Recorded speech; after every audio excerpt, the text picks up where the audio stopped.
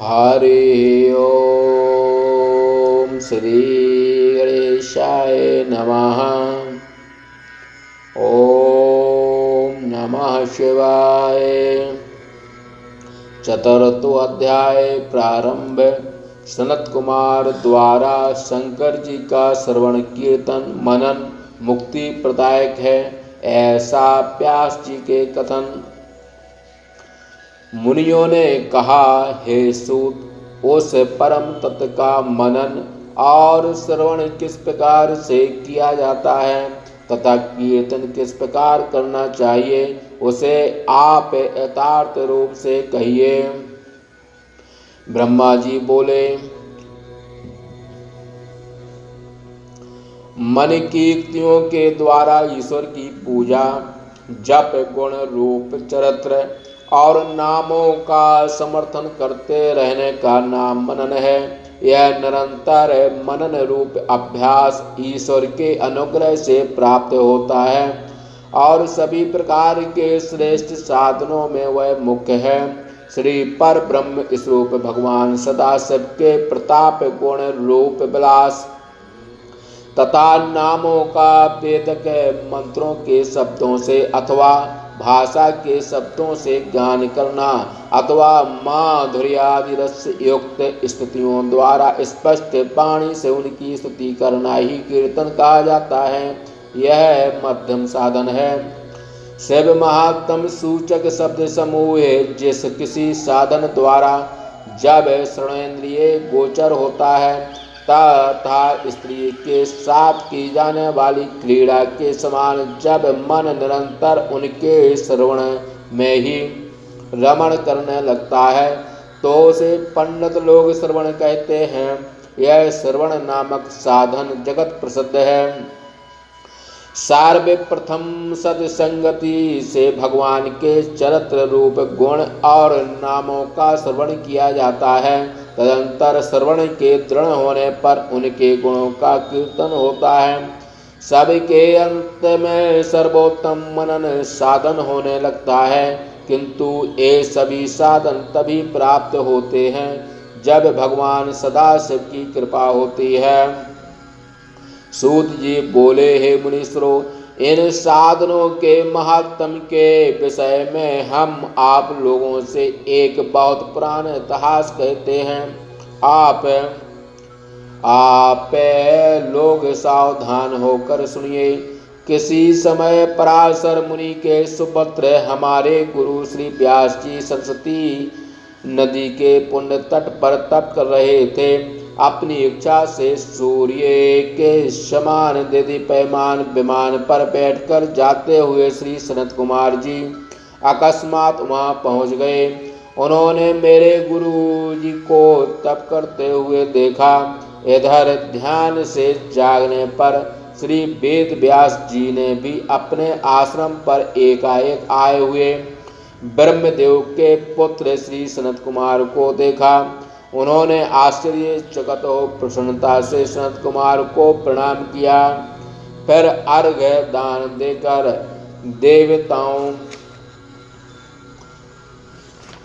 देवताओं के योग उत्तम आसन पर बैठाया। तब मुस्कुराते हुए सनत कुमार ने विनम्र हुए श्री वेद व्यास जी से गंभीर वाणी में इस प्रकार कहा।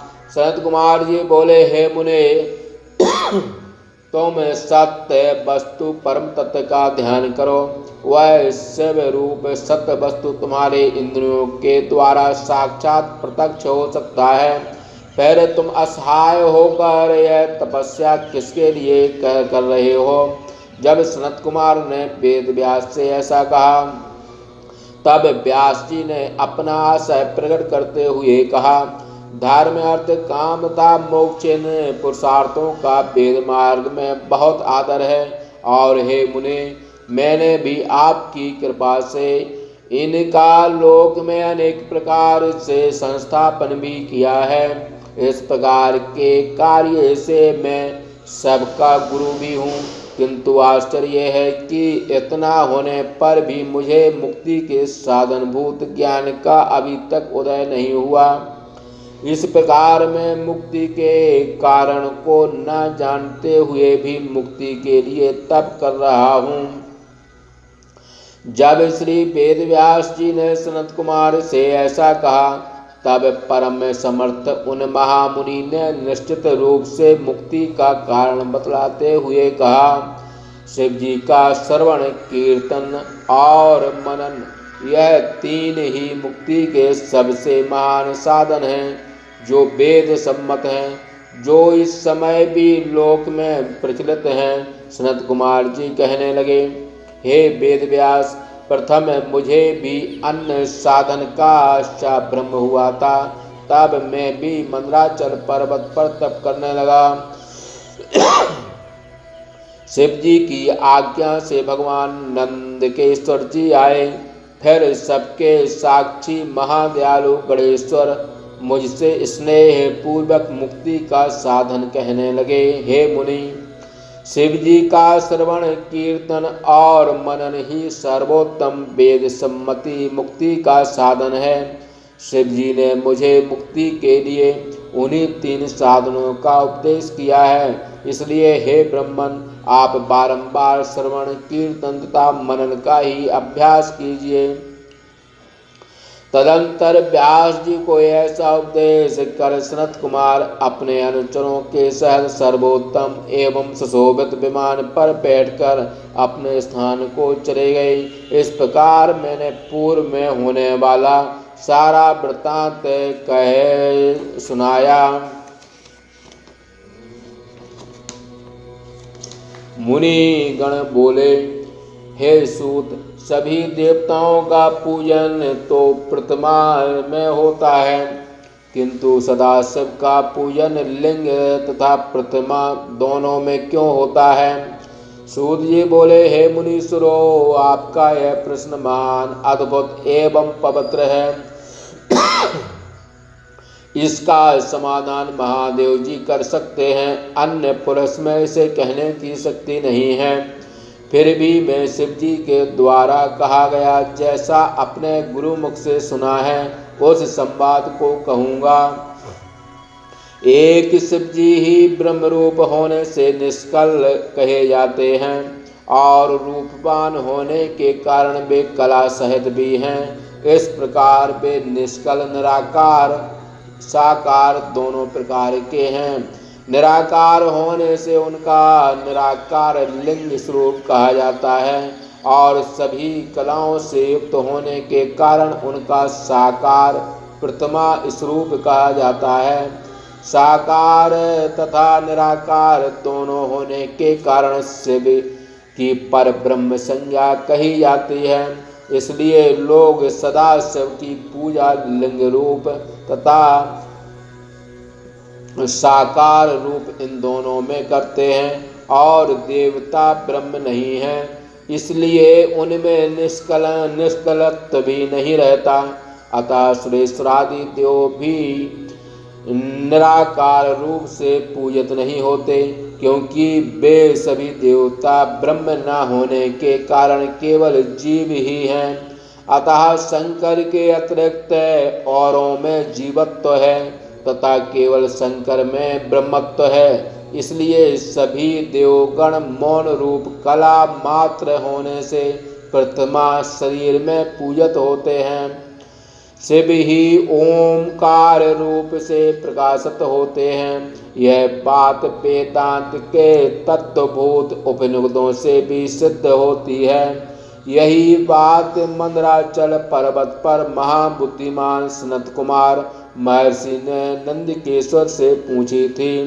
सनत कुमार जी बोले, हे देव नंदकेश्वर, शिव के अतिरिक्त अन्य देवताओं के भक्त अपने अपने इष्ट देवता की पूजा सभी प्रकार के पूज्य प्रतिमा में सर्वत्र करते हुए देखे जाते हैं, किंतु केवल एक शिव जी की पूजा लिंग और प्रतिमा दोनों में ही देखी जाती है। अतः मुझे जिस प्रकार से इसका कारण अच्छी तरह समझ में आ जाए उस कल्याण तत्व को मुझे समझाइए। नंदकेश्वर बोले, हे सनत कुमार, यह ब्रह्म विषयक प्रश्न रहस्य से परिपूर्ण है, इसका उत्तर नहीं दिया जा सकता। किंतु हे अनंग, शिव जी द्वारा मुझे जैसा ज्ञात है वैसा मैं शिव भक्ति युक्त आपसे कह रहा हूँ। शिव जी ब्रह्म स्वरूप होने से निराकार कहे जाते हैं, इसलिए निष्कल लिंग से में उनकी पूजा होती है। यह बात वेद सम्मत है। वे निराकार होकर भी कलायुक्त हैं, इसलिए साकार होने के कारण भगवान शिव का पूजन प्रतिमा में लोक सम्मत है। शिव के अतिरिक्त अन्य देवताओं में जीवत्व है तथा उसमें सर्वत्र शिव की कला व्याप्त है, इसलिए उनकी पूजा का विधान प्रतिमा शरीर में वेद के द्वारा निर्णय किया गया है। देवताओं की उत्पत्ति होने के कारण उनका साकार रूप ही है, किंतु शिव जी का लिंग एवं शरीरात्मक दोनों स्वरूप दर्शन शास्त्रों में अच्छी तरह बताया गया है। सनत कुमार जी बोले, हे महाभाग, आपने शिव के तथा अन्य देवताओं के विभाग पूर्वक परमार्थ से लिंग तथा प्रतिमा का लोक सम्मत एवं वेद सम्मत उभय प्रकार से प्रचारण कहा।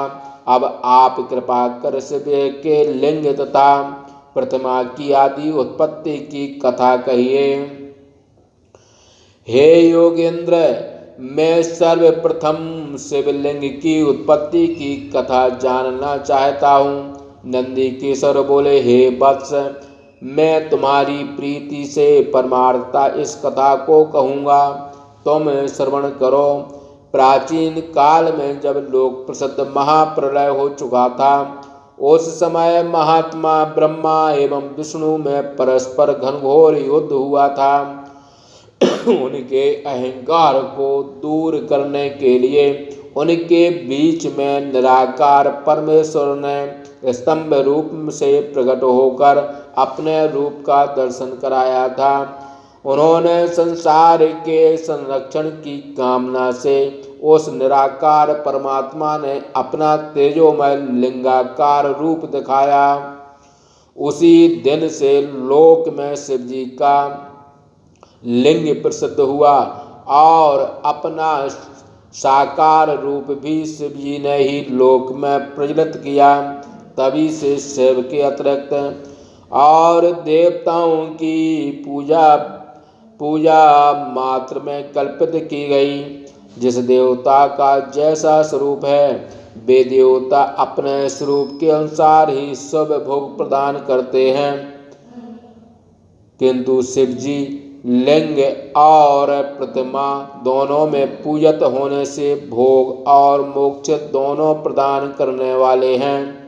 इस प्रकार सिद्धति भाषा टीका सहित शिव महापुराण के अंतर्गत विद्येश्वर संहिता में शिवलिंग पूजन महात्म्य नामक पंचम अध्याय समाप्त। बोलिए शंकर भगवान की जय।